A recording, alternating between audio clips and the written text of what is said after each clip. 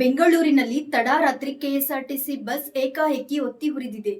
ಬೆಂಗಳೂರಿನಲ್ಲಿ ತಡರಾತ್ರಿ KSRTC bus ಏಕಾಏಕಿ ಹೊತ್ತಿ ಉರಿದಿದೆ. ಲೂಲು ಮಾಲ್ ಬಳಿ ಬಸ್ ದುರಂತ ಸಂಭವಿಸಿದೆ. ಡೀಸೆಲ್ ಲೀಕ್ ಆಗಿ ಬಸ್ಗೆ ಬೆಂಕಿ ಹತ್ತಿಕೊಂಡಿರುವ ಶಂಕೆ ವ್ಯಕ್ತವಾಗಿದೆ. ಬೆಂಕಿ ಹೊತ್ಕೊಳ್ತಾ ಇದ್ದಂತೆ ಬಸ್ನಲ್ಲಿದ್ದ 25ಕ್ಕೂ ಹೆಚ್ಚು ಜನ ಪ್ರಯಾಣಿಕರನ್ನು ಕೂಡಲೇ ಕೆಳಗಿಳಿಸಲಾಯಿತು. ಅಗ್ನಿಶಾಮಕ ಸಿಬ್ಬಂದಿ ಸ್ಥಳಕ್ಕಾಗಮಿಸಿ ಬೆಂಕಿಯನ್ನು ನಂದಿಸಿದ್ದಾರೆ. ಆದರೆ ಅಷ್ಟರಲ್ಲಿ ಬಸ್ ಸಂಪೂರ್ಣ ಸುಟ್ಟು ಕರಗಲಾಗಿತ್ತು. ಸ್ಥಳದಲ್ಲಿ ಕೆಲ ಕಾಲ ಬಿಗುವಿನ ವಾತಾವರಣ ನಿರ್ಮಾಣವಾಗಿತ್ತು.